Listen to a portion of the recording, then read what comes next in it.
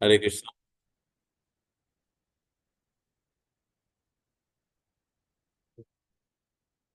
By the mercy of Srinaji and Andal Nachiyar, we are on the 27th day. So when we say 27th day, it's much more, I should not say it because Ekadashi day, mouth watering. Huh? Today, it's called a very special pasanam related to the prasadam. So, Andal Nachiyar has kept all the elements of ISKCON. Prabhupada says, chant, dance, and eat. So here also, Andal Nachiyar does the same thing. Chant, dance, eat. So this Margashirsha Mas is glorified in the Bhagavad Gita, and it is the most auspicious of all the 12 months. The reason is, Krishna says, I am in the month, or the month itself is myself. Masanam Margashirsha. So this comes once in a year. So that means all have to take utmost responsibility of getting up and performing this ritual. Then Bhagavatam also defines the importance of it as the Vrajavasis are observing this, what is called as Katyayani Vrat, to please Katyayani, and their prayers are to observe the Vrata, and the simple reason is to get Krishna as their husband. Again, Andal Nachiyar brings the same mood in the Vrepalli, we call it as, or we can call it as Shivalli Puttur. So, and she brought the same system, identical to that, following the footsteps of the greatest devotees of the Lord, the Vrajagopis. She chose this month and she spread the Krishna Bhakti all over. She is an incarnation of Bhumi Devi, and she was found by her father, Periyalvar. Periyalvar means he is among the 12, the topmost. And Andal Nachiyar is also one among the 12. Andal Nachiyar composed this Tirupavai to wake up everybody. So to make it more precise, the first 5 pasarams are one stage, and the next 10 pasarams are one stage. But certain devotees make it as then, after starting from 16th, it becomes another one stage, wherein they are waking up all the associates of the Lord in the Lord's abode or the temple. Glorify only Krishna and asking for request to come out of his bed. Then they request him to walk like a lion king. Then when the Lord comes out, they put up their request. So that is starting from 26, yesterday what we saw. So in the 26th pasaram, she lists so many things, right? Starting from the Panchajanya, she talks about the lamp, then she talks about the flag, then she talks about the roof, and set of devotees for singing the glories. Like that, there are 6 items. So everybody has assembled as requested by the Andal Nachiyar team, and the Lord is present. So what else to do now? Only festival, Utsava. Then all they want to do is to have a wonderful ritual, what is called as Pavai.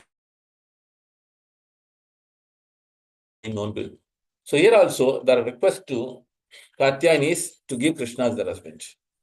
And interestingly, Andal Nachiyar got married to Lord Ranganatha Swami. And in the temple, Vatapatrashahi, this Periyalvar used to make garlands. And always the tendency or the mood of Andal Nachiyar to check it and put it on her. Father saw that one day and he was not comfortable. He changed the mala. But the Lord explained it is the one which is worn by Andal Nachiyar I will wear. So as we see here, Andal Nachiyar's love for Krishna and Ranganatha is topmost. Then Andal Nachar also compiled the Nachiyar Tirumozhi and as well as Varanamaya.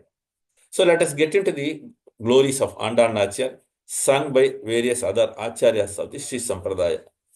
So now I request Sumati Suresh Mataji to sing the Taniyans. Sumati Mataji, can you Hare start, Krishna please? Prabhuji, Dandavat Pranams Prabhuji, Hare Krishna. Dandavat Pranams to all devotees.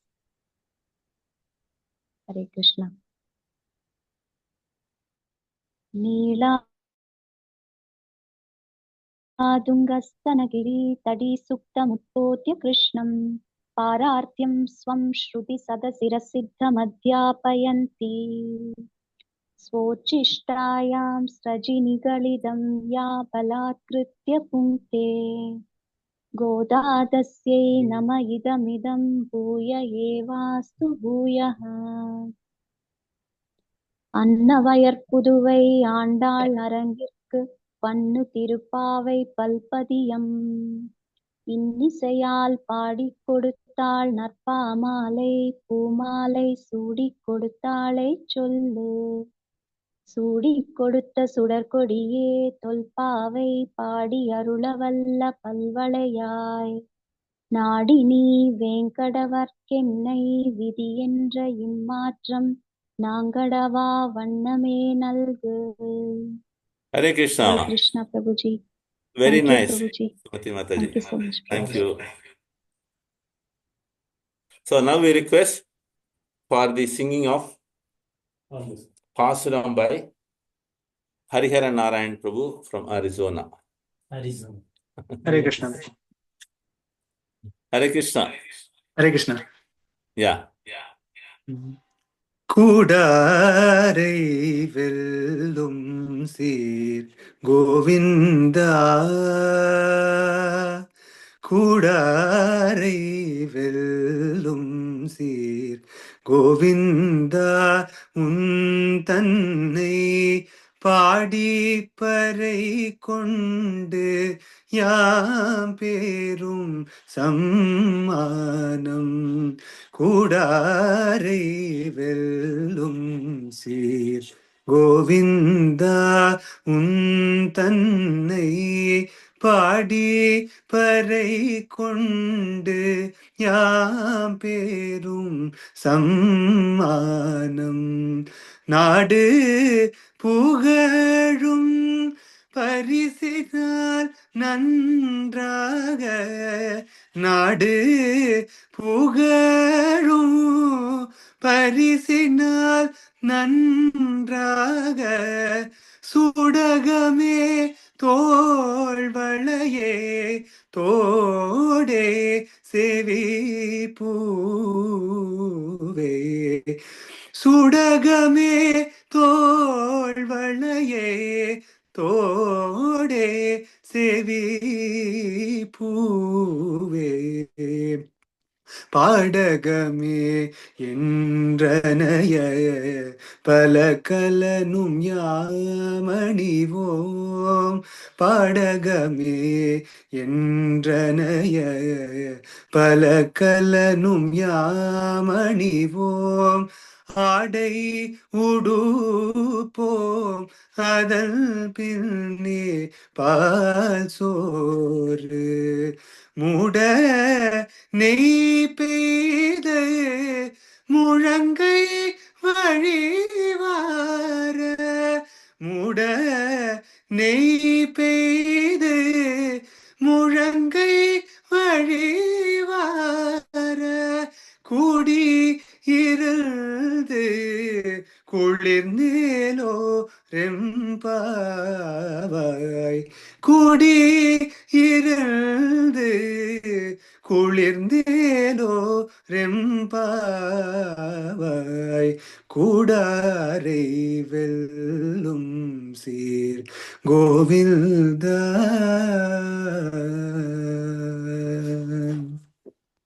Oh, melodious, melodious. So wonderful. Gifted one. Hare Krishna Mataji. Stretch him. Revathi గోపిమాతజీ ఉన్నారా? ఉన్నారు. మాతాజీ చదువు.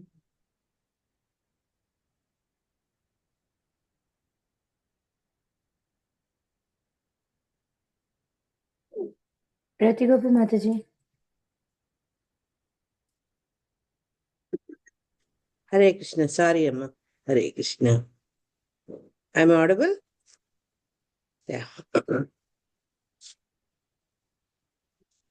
27వ పాశ్రం. ముందు కర్కటే పూర్వ ఫల్గుణ్యాం తులసి కారణోత్తమం పాండ్యే విశ్వంబరాం గోదావందే శ్రీరంగనాయకి. கூடாரை வெல்லும் ஸ்ரீ கோவிந்தா உன்னன்னை பாடிப்பறை கொண்டு யாம் பெருசெம்மானம் நாடு பழும் பரிசினால் நன்றாக சூடகமே தோல்வழியே தோடே செப்பூவே பாடகமே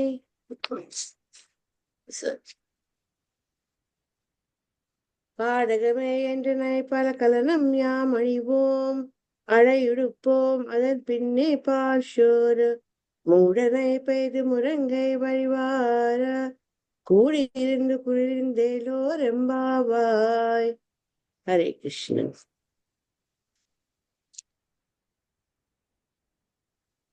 హరే కృష్ణ మాతాజీ ప్రణామ్. గురువులైన లోకనాథ్ స్వామి మహారాజ్కి ప్రణామాలు చేస్తూ, శిక్షా గురువైన రేవతి గోపి మాతాజీ జగన్ ప్రభుజీకి ప్రణామం చేసుకుంటూ ఈరోజు మనం 27వ పాశ్రంలోకి అడుగు పెడుతున్నాము. దీని భావం ఒక్కసారి చదువుకుందాము. ముందుగా అంటే అమ్మవారు చెప్తున్నారు, తనతో కూడని శత్రువులను జయించేడి కళ్యాణ గుణ సంపద గల గోవింద, నిన్ను కీర్తించి వ్రత సాధనమగు పర అను వాయిద్యమును పొందదలిచిన ఘన సన్మానము లోకులందరూ పొగడెడి తీరులో ఉండవలను. చేతులకు గాజులు మొదలగు ఆభరణములు, బాహువులకు దండి కడియములు, చెవి భాగమున దాల్చెడి దుద్దులు, పై భాగమున పెట్టుకొనిడి కన్న పువ్వులు, కాలి అందెలు, గజ్జెలు మొదలగు అనేక ఆభరణములు మేము ధరించవలను. తర్వాత మంచి వస్త్రములు ధరించవలను.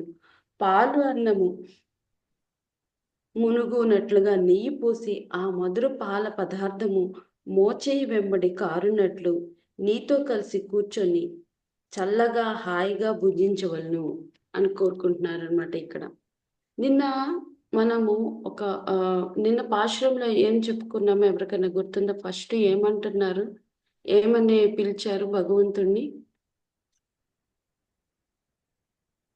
మాదే మణివన్న అంటే నిన్న పాశ్రంలో వటపత్ర సాయని పిలుస్తారనమాట. వారికి పూజకి కావలసిన వస్తువులు అడిగారు. నువ్వు చాలా దయామయుడివి, కృపచే వాటిని భగవంతుడు మనకు దాసోహం అనమాట. ఎవరైతే ఆయనకి కృప చూపిస్తారో మనకి భగవంతుడు దాసోహం అయిపోతాడు. అయితే ఆయన ఏమి చేయడానికైనా సిద్ధంగా ఉంటారనమాట. మనము ఒక అడుగు ముందుకు వేస్తే ఆయన 100 అడుగులు ముందుకు వేస్తారు. అందుకని నిన్న వాళ్ళు అడిగినవన్నీ కూడా భగవంతుడు ఇచ్చారనమాట. ఈరోజు పాశురానికి వస్తే, ఈరోజు పాశురము చాలా ప్రత్యేకమైన పాశురం అన్నమాట. 27వ రోజున ఒక పండుగలాగా జరుపుకుంటారు. అక్కార్ అడిషల్ అని అంటారు అనమాట దీన్ని. అంటే దీన్ని ఏంటంటే గంగాల ఉత్సవం అని కూడా అంటారు. ఈరోజు ఏం చేస్తారంటే దేవాలయాల్లో 108 గంగాళాలతో ఒక అద్భుతమైన పాయసం తయారు చేస్తారు. అది పెరుమాళ్ళకి సమర్పించి భక్తులకి ప్రసాదంగా పంచిపెడతారనమాట. ఈ చక్కటి సంప్రదాయాన్ని ఆచరించిన వారు భగవద్ రామానుజుల వారు. దీనికి ఒక కారణం ఉంది. అదేంటంటే ఆండాల్ తల్లి తిరుమల రంజాలై అనే దివ్య క్షేత్రం వెళ్ళినప్పుడు అక్కడ సుందర బాహు స్వామిని మొక్కుకుంటున్నారనమాట. ఏమని అంటే ఆ రంగనాథుడితో వివాహము చేయమని. అది జరిపిస్తే నీకు 100 గంగాళాలు వెన్న 100 గంగాళాలు బెల్లం కలిపిన పాయసం సమర్పిస్తా అని మొక్కుకున్నారు అంట. ఈ విషయాన్ని ఆమె రచించిన నాచ్యార్ తిరుమంజి అనే గ్రంథంలో చెప్పడం జరిగింది. ఆ తర్వాత అమ్మవారు ఆ రంగనాథంలో లీనమైపోవడం, అవతారం చాలించడం జరుగుతుందన్నమాట. తర్వాత ఏం చేస్తారు, రామానుజుల వారు ఆ అమ్మవారి కోరిక గుర్తు పెట్టుకొని ఆ అమ్మ యొక్క మొక్కును తీర్చలేదు కదా అని ఆయన వెళ్ళి ఈ మొక్కును తీర్చారు. అందుకే ఆయన శ్రీవల్లి పొత్తూరులో ఆండాల్ తల్లి ఆలయానికి వెళ్ళినప్పుడు ఆ కోవిల లో ఉన్నటువంటి విగ్రహము 4 అడుగులు ముందుకుంటుంది అనమాట. అంటే అమ్మవారు కోవిలు ముందుకొచ్చి 4 అడుగులు ముందు వచ్చి కోయిలన్నా అని రామాంజనుల వారిని పిలుస్తుందంట. పిలిచినప్పుడు అందుకని ఇప్పుడు కూడా మనం గమనిస్తే అమ్మవారు విగ్రహము 4 అడుగులు ముందుకుంటుంది, వెనుకమ స్వామివారు ఉంటారు. అలాగే ఆయన తండ్రి గారైన గరుత్మంతుడు అవతారంలో ఉన్న పెరియాళ్ వారు కూడా విగ్రహాలు వెనుకుంటాయి. ఇంతటి ప్రత్యేకమైన పాశురము ఈ రోజు చూడబోతున్నాము. ఆ తీయటి పాయసము ఈ పాశురం రూపంలో మనం చూడబోతున్నాం అన్నమాట. అంటే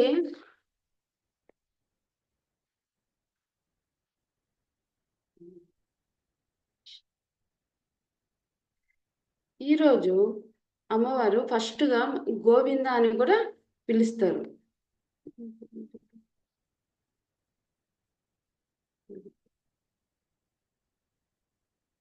గోవింద అని కూడా పిలుస్తారనమాట. అంటే గోవింద అనే పేరు ప్రభుపాదుల వారు మనకి భగవద్గీతలో చెప్పారు. గోవింద అంటే గో అంటే మన ఇంద్రియాలు, భూమి అని కూడా అర్థము, గోవులు అని కూడా అర్థం అనమాట. మన ఇంద్రియాలు గోవులకి భూదేవికి ఆనందాన్ని కలిగించేవాడు అనమాట ఆ గోవిందుడు అని ప్రభుపాదుల వారు రాశారు. అంటే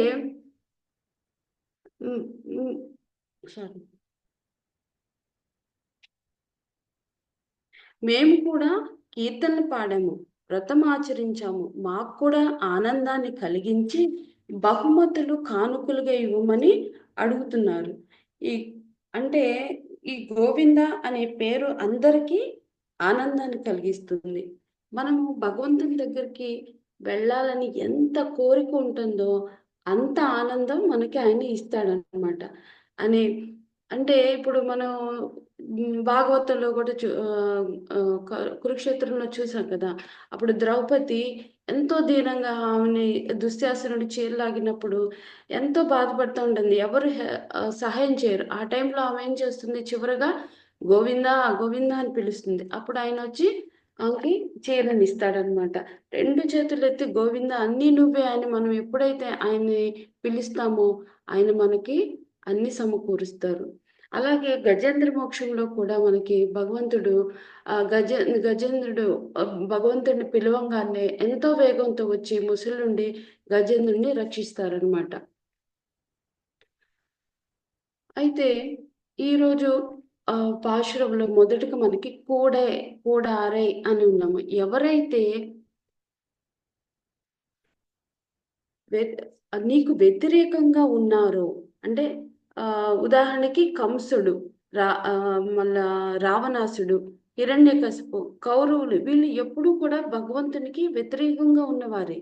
భగవంతుడు చెప్పిన ధర్మము పాటించే వాళ్ళు కాదు, వాళ్ళు అధర్మ మార్గంలో వెళ్ళేవారు అనమాట వీళ్ళంతా కూడా. అలాంటి వారి మీద కూడా కృష్ణుడు వాళ్ళని సంహరించి విజయం పొందాడు అనమాట. అలాంటి రాక్షసుల మీద. ఇక్కడ గోదాదేవి ఏమంటున్నారంటే, నీ శత్రువులపై విజయం పొందావు, మమ్మల్ని శత్రువులుగా చూడకు, మేము ఏమీ లేని గొల్ల పిల్లలము, మా మీద నీ ప్రతాపం చూపించవాక మా మీద దయ చూపించు, మాకు సహాయం చెయ్యి, మాకు మీ అనుగ్రహం అందించు. శ్రీకృష్ణుడు ఎంత బలంగా ఉన్నా కానీ, ఎంత బలమైన ఉన్న రాక్షసుల పైన కూడా విజయం సాధించగలిగారు. కానీ భక్తులపై ఆయన ఎంతో భక్తుల దగ్గర ఓడిపోతారనమాట. వాళ్ళకి దాసోహం అవుతారు, వినయపూర్వకంగా లొంగిపోతారు ఆయన. అంటే మనం ఇక్కడ చూస్తాము, విదురుని చూసాము ఒకసారి. విదురుని ఏంటంటే ఏం చేస్తారు, ఆ ఆయన ఆయన కృష్ణ భగవానుడు వచ్చినప్పుడు ఆయన మీద ప్రేమతో అట్టిపళ్ళు ఒలిచి అట్టిపళ్ళు అక్కడ పెట్టేసేసి ఏమిస్తారు, తొక్కులు ఇస్తారు అనమాట. ఆయన భక్తిని చూశారు కాబట్టి ఆ భక్తితో ఆయన అవి స్వీకరిస్తారు. ఏంటంటే కృష్ణ శత్రువులపై ఆయన ప్రతాపంతో జయిస్తే భక్తుల మీద ఆయన ప్రేమతో జయిస్తారనమాట. అలాంటి శ్రీకృష్ణ భగవానుని ఎల్లవేళలా పూజించాలని ఇక్కడ చెప్తున్నారు. అలాగే ఆయన గుణగణాలు ఎలా ఉన్నాయంటే, ఎలాంటివంటే అజ్ఞానమునని తొలగిస్తాయి అన్నమాట. ఆయన గుణాల్ని ఆయన లీలల్ని పాడిన వారికి ఎంతో శుద్ధి జరిగి ఆయన్ని చేరుకోగలుగుతారు. ఇక్కడ ఈ గోపికలు 26 రోజులు కూడా ఈ వ్రతాన్ని ఆయన కీర్తనలు పాడి భగవంతుణ్ణి దర్శించారు. దీని గురించి చాలా ఉదాహరణలు ఉన్నాయన్నమాట మనకి. ఏంటంటే భాగవతంలో ఇక్కడ అజామిలు గురించి చెప్తారు. అజామిలు కథ ఏంటంటే ఆయన ఎంతో బ్రాహ్మణ కుటుంబంలో పుట్టి చివరి దశలో ఆయన కొంచెం కొన్ని రోజుల ముందు వేసలతో తిరగడం అట్లా భగవంతుడిని మర్చిపోతాడు. కానీ వాళ్ళ కుమారుడైన నారాయణ పిలుస్తాడనమాట. నారాయణ అని పిలిచినప్పుడు ఆ చివరిలో ఆయన ఆ భగవంతుని నామం పలికాడు కాబట్టి ఆయన భగవంతుని చేరుకుంటాడు. ఇక్కడ ఏం చెప్తున్నారంటే ఆయన నామము, కీర్తన, ఆయన రూపము చూపిన ఆయన రూపం చూసినా కానీ ఆయన గురించి విన్న మాటలు మన మనసుని శుద్ధి పొంది ఆధ్యాత్మికంగా మనము ముందుకు వెళ్ళేటట్లు చేస్తాయి. తర్వాత ఏం చెప్తున్నారంటే యాం పెరు షమ్మాణం అంటే ఇంకా మాకు ఇలాంటి బహుమతులు కావాలని అడుగుతున్నారు. మాకు ఆభరణాలు కావాలి అంటే మంచి వస్త్రాలు కావాలని అడుగుతున్నారు. ఎందుకంటే కృష్ణుడు వాళ్ళకి తప్పకుండా ఇస్తాడు అని గోపికల నమ్మకం అనమాట. మనం కోరుకోకపోయినా భగవంతుడు పూర్తిగా మనకు అన్ని ఇస్తాడు అనే అదే నమ్మకము మనకు ఉండాలి. మనకి ఏది మంచిదంటే అది చేస్తాడు అనే నమ్మకం కూడా ఉండాలి. ఆయన నామము ప్రతి జీవుడు ఎప్పుడు కీర్తిస్తూనే ఉండాలి. హరే కృష్ణ కృష్ణ కృష్ణ హరే హరే, హరే రామ రామ రామ హరే హరే అని ఆ మంత్రాన్ని మనము ఎప్పుడు కీర్తిస్తూనే ఉండాలి. తర్వాత వచ్చేసి నాడు పుగళ్ళం పరిశునాల్ నంగ్రాగా అంటే మీరు నగలు ఎలాంటి నగలు ఇవ్వాలి అంటే ఈ ప్రపంచం మొత్తం వాటి గురించి చర్చించుకోవాలని చెప్తున్నారు. ఆశ్చర్యంగా మాట్లాడుకోవాలన్నమాట. గోపికలకు శ్రీకృష్ణ భగవానుడు ఇలాంటి నగలు ఇచ్చారు అని అందరూ చెప్పుకోవాలని చెప్తున్నారు. ఇక్కడ ఇలాంటి నగలు ఇలాంటి విషయాల గురించి చెప్పుకున్నప్పుడు వాళ్ళు కూడా శుద్ధి పొందుతారు. అంటే ఈ భౌతిక ప్రపంచములో ఉంటే అనవసరమైన విషయాలు మాట్లాడుకునే కంటే కూడా గోపికల గురించి శ్రీకృష్ణ భగవాన్ గురించి ఆభరణాలు ఇచ్చారని చెప్పుకున్నప్పుడు వాళ్ళందరూ కూడా పవిత్రులు అవుతారు కదా అని గోపికలు అంటున్నారు అనమాట. తర్వాత ఏంటంటే యామణి ఓయ్ అంటే నువ్వు ఇస్తున్నావు కాబట్టి మేము ఖచ్చితంగా ధరిస్తాము, మేము అందంగా తయారవుతాము, నువ్వు ఇచ్చిన ఆభరణాలు వస్త్రాలు వేసుకుంటాము, అందంగా వస్తాము. అవి ఏమిటంటే చెప్తున్నారు మనకి గాజులు, భుజాలకు వేసే ఆభరణాలు, దిద్దులు, చెంపశవరాలు, కాళ్ళకి పట్టీలు, ఇవి గోపికలు అడుగుతున్నారు అన్నమాట. మనకి ఇక్కడ సందేహం కలగవచ్చు.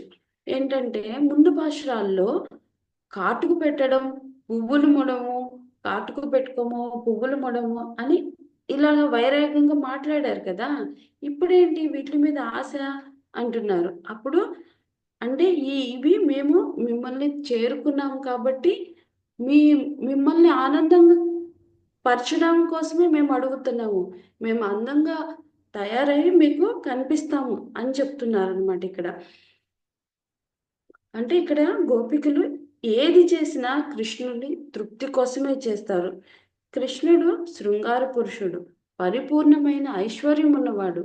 ఆయన భక్తులకు కూడా ఇలా ఉంటే ఎలా ఉంటే ఆయనకి సంతోషము కలుగుతుంది అనమాట. ఏంటంటే మనము పిచ్చిగా ఉండాలని ఆయన ఎప్పుడు అనుకోలే. అందంగా కనపడాలని కృష్ణుడు కూడా అనుకుంటాడు. కృష్ణ భగవానుడు ఏంటి, మన అన్నీ వదిలేయండి అని ఎప్పుడు చెప్పలే. అన్నిటికి దూరంగా ఉండని అని కూడా చెప్పలేదన్నమాట. అంటే మనము అర్జునుడు చూసాము. అర్జునుడు ఏమన్నాడు, కురుక్షేత్ర యుద్ధంలో నేను యుద్ధం చేయను, నేను యుద్ధం చేయకుండా నేను సన్యాసం తీసుకుంటాను అని చెప్తారనమాట. అప్పుడు కృష్ణ భగవానుడు ఏమంటాడు, నువ్వు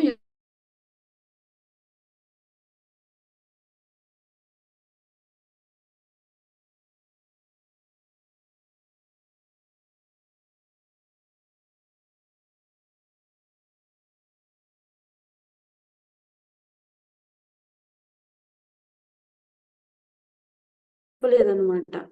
అందుకని మనము ఆయన ఎలా సంతోషపరచాలో మన ఇంద్రియ తృప్తి కోసం కాకుండా, మన సంతోషం కొరకు కాకూడదు ఎప్పుడు కూడా. ఆయన భగవంతుడి కోసమే మనము చేయాలి. ఇప్పుడు మనము ఇప్పుడు భగవంతుడు ఇవన్నీ ఇచ్చాడు కదా అనేసి విచ్చలవిడి చేయకూడదు. అంటే ఇప్పుడు ఒక అగ్ని ఉందనుకో, ఉదాహరణకి అగ్నిని మనం ఎలా వాడతాము, వంట చేసుకోవడానికి ఉపయోగించినప్పుడు అది మనం ప్రసాదంగా అన్నిటికి ఉపయోగిస్తారు. అది ఇంటికి నిప్పంటిస్తే అది ఎలా ఉంటది, అది మనము ఉపయోగించుకునే విధానం బట్టి ఉంటుందన్నమాట. అలాగే ఇక్కడ ఏం చెప్తున్నారు, గోపికలు ఏంటంటే ఏది చేసినా కూడా కృష్ణుని కోసమే చేస్తారు. ఏది కృష్ణునికి నచ్చదో అది వాళ్ళు చేయరు. ఈ నగలని అడిగారు అంటే ఏంటి, వాళ్ళ కోసం కాదనమాట, వాళ్ళు కృష్ణునికి అందంగా కనిపించాలని, ఆయన్ని సంతోషంగా ఉంచాలని అంటారనమాట. ఇక్కడ మనకి గాజులు అన్నాడు అంటే షోడగమే, అంటే ఈ గాజులు అనేవి కొందరు ఆచార్యులు ఏం చెప్తున్నారంటే, ఈ గాజులు అనేవి 2 అరచేతులు జోడించి భగవంతునికి నమస్కారం చేసే భంగిమ ప్రతీక అన్నమాట. ఈ మనం భుజం మీద వేసుకునే ఆభరణాలు శంకు చక్రాలు, చెవులకు పెట్టుకునే దిద్దులు చెంపచౌరాలు, కాళ్ళకు వేసుకునే పట్టీలు శ్రీకృష్ణుని శరణాగతి వేడుకునే ప్రేయర్స్ అన్నమాట. వాళ్ళు ఈ వేసుకునే వస్త్రాలు కూడా సంపూర్ణమైన శరణాగతి అన్నమాట. వినయంగా వాళ్ళని అర్పించుకోవడమే అని చెప్తున్నారనమాట. మేము ఇవి అన్ని ధరించుకొని వస్తాము అని ముందు పాశ్రంలో ఈ మార్గశిర మాసంలో ఏంటి వాళ్ళు చెప్పారు, ఈ పాలు, వెన్న, నెయ్యి, పెరుగు అన్ని వదిలే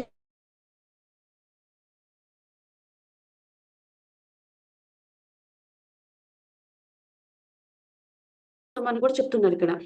ఇంకా ఏంటంటే మనకి తర్వాత ఆదాన్ పిన్నై పాల్ షయో 3 నెయ్యి పెయి ముళ్ళంగే వళియార్ అంటారు.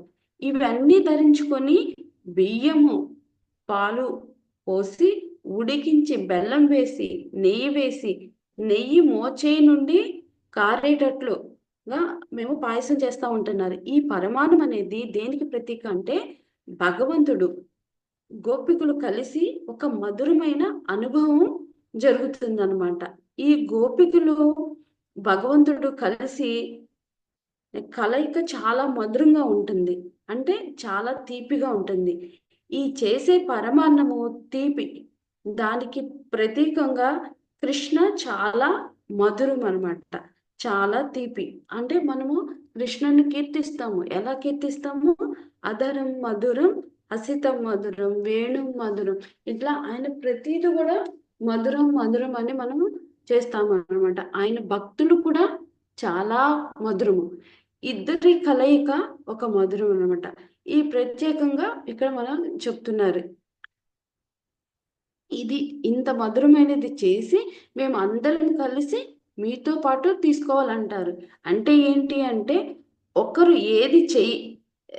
ఒక్కరు కూడా ఏది చేయలేరు, మేము అందరితో కలిసి చేయాలి అంటారు. అంటే ఏంటంటే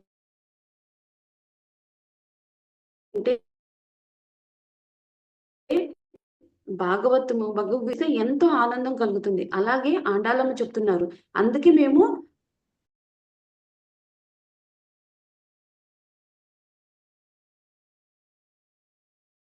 అన్నమాట. ఇక్కడ ఏంటి అంటే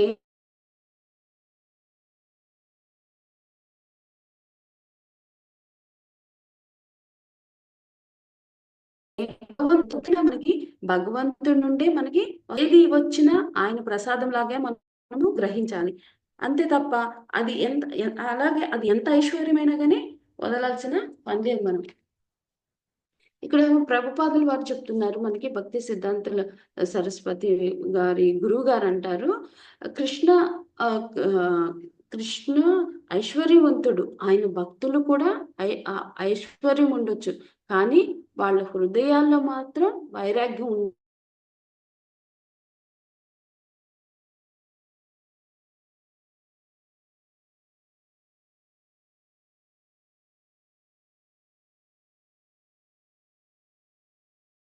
భగవంతుడి సేవకే ఉపయోగించాలి. భగవంతుడు సేవ ఏది చేసినా కానీ దాన్ని మనము యాక్సెప్ట్ చేయాలి. కృష్ణ భక్తులు అంటే పేదగా దీనంగా ఉండాల్సిన అవసరం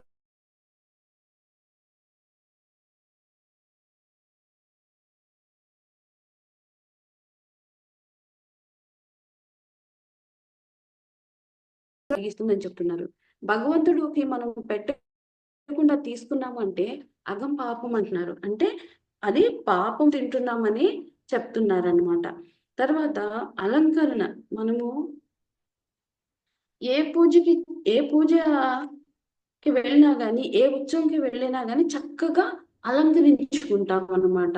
అలంకరించుకునే వెళ్ళాలి. కొంతమంది ఏంటి, ఆ గుడికి వెళ్తున్నాం కదా, ఏదో ఒకటి దొరికింది అని వేసుకొని వెళ్ళిపోవాల్సిన పని లేదు అని చెప్తున్నారు. ఇక్కడ మనము ఎంతో ఇచ్చారు భగవంతుడు, ఎంతో భగవంతుడిని చూడాలని వెళ్తున్నాం కాబట్టి మనం ఎంతో చక్కగా తయారై వెళ్ళమంటున్నారు. దీన్ని బట్టి ఏంటంటే ఇక్కడ ఏం చెప్తున్నారు, మనము భౌతిక విషయాలపై ఆసక్తి ఉండకూడదు. అంటే భగవంతుని చూడటానికి వెళ్తున్నాం కాబట్టి అందంగా అలంకరించుకొని వెళ్ళొచ్చని గోపికులు అన్నీ వేసుకొని ఆ కృష్ణ భగవాన్ని చూడటానికి ఎంతో ఆనందాన్ని పొందుతున్నారు. ఇక్కడ ఈ పాశురంలో ఇంకా ఏంటంటే, ఈ పాశురంలో ఈరోజు గోపికలు కృష్ణ ఆండాలు కలయిక అది ఎంత మధురంగా ఉంటుందో. ఈరోజు ఆండాల తల్లి కృష్ణుడు అంటే కృష్ణ భగవానుడు ఈరోజు ఏంటంటే ఆండాలమ్మకి నేను కళ్యాణం చేసుకుంటాననే వరాన్ని ఇస్తారనమాట.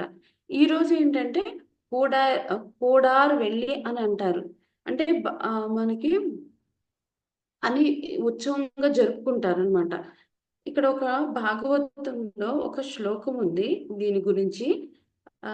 2వ అధ్యాయం 3:10లో శుద్ధమైన భక్తి ఎలా ఉంటుంది అంటే, అకామ సర్వ కామోవ మోక్షకామ ఉదారది తీవ్రేణ భక్తి యోగేన యజితే పురుషం పరం. అంటే స్వల్ప బుద్ధి ఉన్న వాళ్ళు దేవీ దేవతలను పూజిస్తారు, కానీ అది శాశ్వతమైనది కాదు. భగవంతుడని ఎవరైతే కొలుస్తారో అది శాశ్వతమైనది. ఇక్కడ మనము చూసుకుంటే ముక్తి కోసం ఎవరు అర్చించరు అనమాట. కేవలము భగవంతుడి యొక్క సాధు సంఘంలో ఉండడంతోనే ఆయన లీలలను ఆయన్ని పూజించాలని అనుకుంటారు. ముక్తి కోరుకునే వారు కోరాలని ఆచార్యులు కానీ వైష్ణవ భక్తులు కానీ ఎక్కడ మనకి చెప్పలేదన్నమాట. ఈ విధంగా మనము కూడా సాధు సంఘంలో ఉండి భక్తి చేసుకొని దానివల్ల మనకి ఏంటంటే కామ అనే భౌతికమైన కోరికలు తొలగిపోతాయి అన్నమాట. మనము భక్తి మార్గంలో వెళ్ళడానికి ఉపయోగపడుతుందని ప్రభుపాదుల వారు చెప్పారు. మళ్ళీ ఇంకా తర్వాత మనకు నెక్స్ట్ ఏంటంటే పర అని అన్నారు. అంటే ఏంటంటే అత్యుత్తమైన మార్గము, ఏదైతే లక్ష్యము గమ్యం ఉందో అది నీ గుణగణాలు మాత్రమే పొందగలము. అది ఎలా అంటే మనము హరిర్నామ హరిర్నామైవ కేవలం కలో నాస్తేవ గతిరన్యదా. అంటే కలియుగంలో స్వామివారి కీర్తన, అమ్మవారు కలియుగం చేస్తుంటేనే మనము స్వామివారిని దర్శించుకోగలుగుతాము. అలాగే అమ్మవారు కలియుగము మొదటి దశలో వచ్చారనమాట. అందుకని అమ్మవారు మనకి ఇవన్నీ చెప్తున్నారు. తర్వాత మనకి భాగవతంలో ఒక చిన్న, అంటే భగవంతుడి లీలలు ఎలా ఉన్నాయో తెలుసుకోవడానికి ఒకటి చిన్నది ఉంది. అదేంటంటే అక్రూరుడు ఇలా అంటారనమాట. కంసుడు ఏం చెప్తారంటే, నువ్వు వెళ్ళి కృష్ణుని తీసుకొని రమ్మని చెప్తారు. అప్పుడు అక్రూరుడు ఏమనుకుంటారంటే, దారిలో ఆలోచించుకుంటూ వెళ్తారు. నాకు ఏమీ అర్హత లేదు, నేను కృష్ణ భగవాన్ని చూసే అర్హత నాకు ఇచ్చారు, నేను ఏమంత గొప్ప తపస్సు చేశాను, ఆ స్వామి వారిని చూసే భాగ్యం నాకు దక్కింది, ఈ రోజు ఎట్లయినా ఆ స్వామి వారి పాదాలను నేను ముట్టుకోగలుగుతాను అని ఎంతో సంతోషంగా ఆయన దగ్గరికి వెళ్తూ ఉంటారనమాట. కానీ ఆయన అనుకోకుండా ఆయన ఏంటంటే శ్రీకృష్ణ భగవానుడు ఆయన మనసులో మాట తెలుసుకొని ఆయన దగ్గరకు వచ్చి ఆయన్ని ఆలింగనం చేసుకుంటాడు. ఆయన్ని శరణాగతి చేసుకొని అంటే ఆయన భక్తులకు వాత్సల్యాన్ని చూపిస్తారనమాట భగవంతుడు. అలాగే మనము కుచేలుడిని చూసాము. కుచేలుడు ఏంటంటే తన దగ్గర ఉన్న కొంచెం అటుకులు తీసుకొని వెళ్ళి స్వామివారిని దర్శనం చేసుకుంటాడు. చేసుకున్న తర్వాత సుధాముడు అయితే ఏమిటంటే ఆయన చెప్తారు, అయ్యో నాకు ఆర్థికంగా ఎక్కువ ఏం లేదే, నేను భగవంతుడిని ఏమన్నా అడగాలి అని ఆయన దగ్గరికి వెళ్తారు. కానీ ఆయన్ని చూసిన తర్వాత ఏమీ అడగలేరు. కానీ తిరిగి ఇంటికి వెళ్ళినప్పుడు భగవంతుడు అన్ని ఇస్తాడనమాట. అంటే భగవంతుడికి మనకి ఎప్పుడు ఏది ఇవ్వాలో ఆయనకి తెలుసు అనమాట. ఇక్కడ మనకి భగవంతుడు తెలుసుకొని మనకు అడగకుండానే ఇస్తారని చెప్తున్నారు. గోపికలు ఇక్కడ అడగకపోయినా కూడా శ్రీకృష్ణ భగవానుడు ఇస్తారని చెప్తున్నారు. ఎందుకంటే ఆయన ఎవరైతే శరణాగతి పొందుతారో వారికి అన్ని ఇస్తారనేసి చెప్తున్నారు. మనకి ఇక్కడ భగవద్గీతలో ఒక చరమ శ్లోకం అని చెప్తున్నాం కదా, సర్వధర్మాన్ పరిత్యజ్య మామేకం శరణం వ్రజ అహం త్వా సర్వ పాపేభ్యో మోక్షయిష్యామి మా శుచః. అంటే ఏంటంటే మనము ఎప్పుడైతే ఆయన పాదాలు ఉంటామో మనకి అన్ని కూడా ఆయనే మనకి ఇవ్వగలుగుతాడు. ఇక్కడ ఏంటి, ఇంకా మనకి ఎన్ని ఆభరణాలు ఉన్నా వస్త్రం లేకపోతే ఆ శోభ అనేది లేదు. అలాగే మనిషికి ఎన్ని గుణగణాలు ఉన్నా కూడా భగవద్ జ్ఞానం లేకపోతే అది సంపూర్ణత పొందదన్నమాట.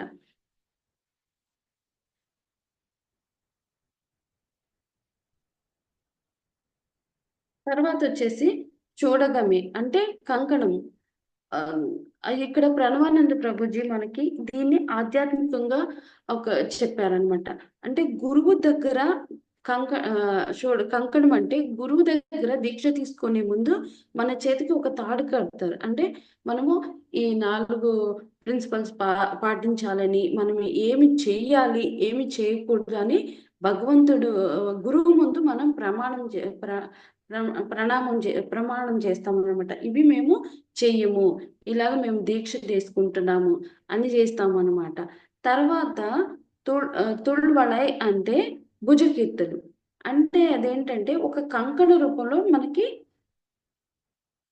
మనం తిలకంలాగా ధరిస్తాము. అంటే మనము ఏంటది వైష్ణవ భక్తులకు ఆభరణం అంటే ఏంటి, తిలకం ధరించడం. భుజాలకి, నడుముకు, ముందు వెనక, నుదుటి మీద దిద్దుకుంటాం అనమాట. అది దిద్దుకుంటే అది మనకు ఒక అలంకరణ. మనం ఎవరమైతే చక్కగా తిలకం దిద్దుకుంటే అది మనకి ఒక అలంకరణగా ఉంటుంది. తర్వాత చెవుల యొక్క ఆభరణం అంటే తోడే శివ పువ్వే అంటారు. అంటే అది భక్తుల యొక్క మాటలు వినటము. చెవులు యొక్క ఆభరణాలు ఎంత పెద్ద కమ్మలు మనం పెట్టుకున్నామన్నది కాదనమాట, భగవత్ శ్రవణం చేసుకున్నామా లేదా అది నిజమైన ఆభరణం. ఏంటంటే మనము భగవద్గీత భాగవతాల కథలు వినడము మన యొక్క ఆభరణాలని చెప్తున్నారు. తర్వాత పాడగమే అంటే పాదాలకు పెట్టుకున్నవి అన్నమాట, పట్టీలు అని అడుగుతున్నారు. ఆచార్యులు ఒక గురువు మనకి ఎప్పుడు హరే కృష్ణ మహామంత్రాన్ని ఉపదేశిస్తారో అప్పుడు కాళ్ళతో సేవా కార్యక్రమాలు చేయాలని చెప్తున్నారు. మనము భగవంతుడి తీర్థయాత్రలు దర్శించాలని చెప్తున్నారు అనమాట. తర్వాత అంటే వస్త్రము, అంటే మనకేంటి కొత్త బట్టలు కావాలని అడుగుతున్నారు కదా. అంటే గురువు మనకి దీక్ష ఇచ్చినప్పుడు ఒక కొత్త జన్మ అనేది అనుగ్రహిస్తారు. అందుకే దీక్ష ఇచ్చినప్పుడు మన పేరు అనేది మారుతుందన్నమాట. మనం పాత పేరు పోయి కొత్త పేరు వస్తుంది. అంటే గతంలో చేసిన మనం ఏంటంటే గతంలో మన పూర్వం ఉన్న పేరులో ఉన్నప్పుడు చేసిన పాపాలను వదిలి దీక్ష తీసుకున్నప్పుడు ఆ రోజు నుంచి కూడా మనము కొత్త జీవితాన్ని ప్రారంభిస్తాం అనమాట. అప్పుడు అది మనకు ఒక కొత్త బట్టలు లాగా అనమాట. ఆ కొత్త జన్మ ప్రారంభం అవుతుంది. కాబట్టి ఇవన్నీ ఇదెంత మనకి చూస్తుంటే ఏంటి, ఇవన్నీ ఆభరణాలు ఇవ్వడం అంటే ఒక పెళ్లి కూతుర్ని తయారు చేయడానికి సిద్ధంగా ఉన్నట్లు అనిపిస్తుంది కదా. కంకణము, భుజకీర్తులు, చెవులకు దిద్దులు, పాదాలకు పట్టీలు, నూతన పట్టు వస్త్రాలు, అంటే ఇవన్నీ ఒక భక్తుడికి భగవంతుని చేరుకునే మార్గంలో దీక్షా రూపంలో గురువు దగ్గరికి వెళ్ళినప్పుడు కూడా మనకి పెళ్ళి అనేది జరుగుతుందని చెప్తున్నారు. అది ఏంటి అంటే గురువు అంటే మనకి తండ్రి అన్నమాట. మంత్రం అంటే తల్లి, భగవానుడు ఎవరు మనకి భర్త అన్నమాట. అంటే ఇక్కడ స్త్రీ అయినా పురుషుడైనా కానీ మనకి భగవంతుడి భర్త. అంటే పురుషుల మనకి ఎవరు పురుషులు అనేవాళ్ళు లేరు, ఒక్క భగవంతుడే పురుషుడు అనమాట. అందరూ స్త్రీల కిందే వస్తారు. అందుకని భగవంతుని యొక్క ప్రతినిధిగా మనకి గురువు మన వివాహము భగవంతునితో చేశారని ప్రణవానంద ప్రభుజీ గారు క్లాసులో నేను విన్నాను. తర్వాత మనకి ఈ ఈ పాశ్రంలో పరమేశ్వర ప్రభుజీ ఒక శ్లోకాన్ని చెప్తారనమాట. 11:2 అధ్యాయం 42వ శ్లోకంలో చెప్పారు. అంటే భోజనం చేసే వ్యక్తికి ప్రతి ముద్దతో సంతృప్తి, పోషణము, ఆకలి, నివృత్తి ఏకకాలమున అధికంగా కలుగుతుంది. అలాగే దేవదేవుని ఆశ్రయించిన వారికి భక్తి, భగవానుని ప్రత్యక్ష అనుభూతి, ఇతర విషయాల పట్ల విరక్తి అను 3 భావాలు మనకి ఏకకాలంలోనే కలుగుతాయని చెప్తున్నారు అనమాట. ఇక్కడ భగవంతుణ్ణి మనము మనస్ఫూర్తిగా పూజ చేస్తే ఆయన మనకి కావలసినవి, ఆయన్ని శరణు పొందిన వాళ్ళకి అన్ని ఆయనే సమకూరుస్తారు మనం అడగకుండానే అని ఈ పాఠంలో చెప్పడం జరిగింది. కానీ ఈ రోజు మనము ఏకాదశి కాబట్టి మనం ఈ రోజు పాయసం చేసుకోలేము. కాబట్టి రేపు ద్వాదశి రోజున ఆండాలమ్మ తల్లి చెప్పినట్లు ఆ పాయసం చేసుకుందాము. హరే కృష్ణ మాతాజీ. ప్రభుజీ తప్పులుంటే క్షమించండి. ప్రభుజీ, మాతాజీ ఏమన్నా యాడ్ చేస్తే చేయండి మాతాజీ. హరే కృష్ణ. Thank you Damodari. ఈరోజు పాశ్రం విశేష పాశ్రం. దామోదరి మాత చక్కగా చెప్పింది దాని గురించి. ఇక్కడ కూడారే వెళ్ళు శ్రీ గోవింద అని ఇక్కడ స్వామిని గోవిందనామాలతో పిలుస్తూ తర్వాత ఏం చెప్పారంటే కూడని వారిని కూడా జయించే గుణములు కలవాడా గోవింద అని అన్నారనమాట. మనము నిన్నటిదానికి ఏం నేర్చుకున్నాము? వ్రతం చేయాలని, వ్రతానికి కావాల్సిన సాధనాన్ని స్వీకరించి తర్వాత ఈ వ్రతాన్ని ఆచరించి ఆ ఫలాన్ని పొందిన విధానం గురించి ఇక్కడ చెప్తున్నారనమాట. వ్రతానికి కావాల్సిన అంగాలు కూడా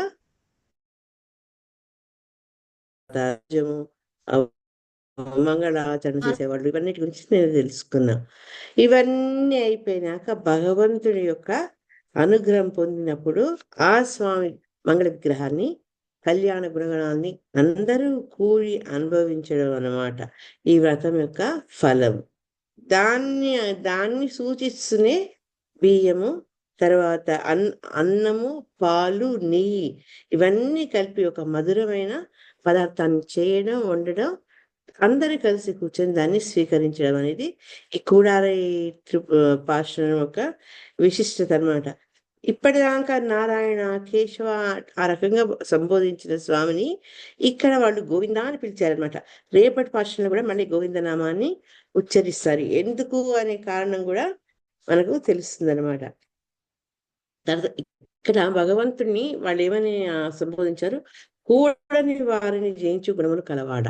అది చాలా విచిత్రమైన సన్నివేశం. అక్కడ కూడని వారు అంటే విముఖంగా ఉండేవాళ్ళే కాదు, ఒకసారి భగవంతుడి మీద విపరీతమైన ప్రేమ ఉన్న వాళ్ళు కూడా వాళ్ళు కొంత భగవంతుని చేరేందుకు విముఖత చూపిస్తారట. ఇక కొందరు ఉదాసీనులు అంటే తటస్థులు, వాళ్ళకి పెద్ద ప్రేమ ఉండదు, పెద్ద ద్వేషం ఉండదు అనమాట. ఇది కృష్ణుని యొక్క భక్తిలో ఉండే ఒక విచిత్రమైనది. ఇట్లా దీంట్లో మనకు ఆచార్యులు ఏం చెప్తారంటే, ఫస్ట్ మహాభక్తులు వాళ్ళు నైత్యానుసంధానం అంటే భగవంతుని చేర్చే క్వాలిఫికేషన్ తమలో లేదు అన్న దాంతో భగవంతుని ఆశ్రయించరట. చక్కటి శ్లోకం యమనాచార్యులు వారు చెప్తారు. అమర్యాద క్షుద్ర చలమతి అసూయ ప్రసవపు ఇన్ని అవలక్షణాలు నాకున్నాయి. కృతజ్ఞో దుర్మాని స్మర పరవశో వంచన పరహ నృశంస పాపిష్ట కథమహమితో దుఃఖజలదే వారాత్ ఉత్తీర్ణత పరిచర్యం చరణయోహో. నాకు ఇన్ని దుర్లక్షణాలతో నిన్ను పూజించే అర్హత ఉందా అన్న భావనతోటి వాళ్ళు స్వామిని చేరారట.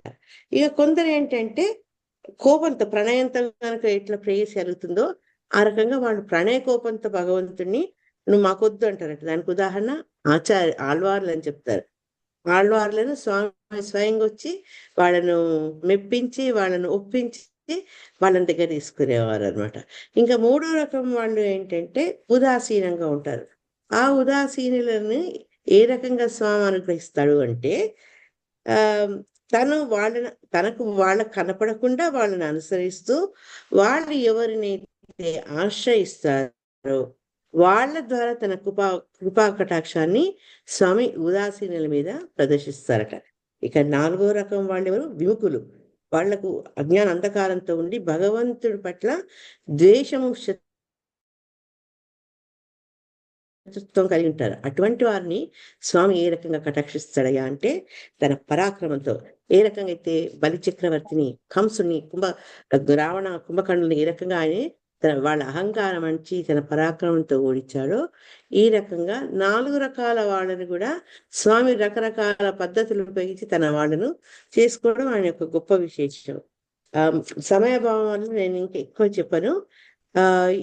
ఇదేంటంటే టైం అయిపోయింది. అప్పుడే 4 seconds. ఈ ఆభరణాలను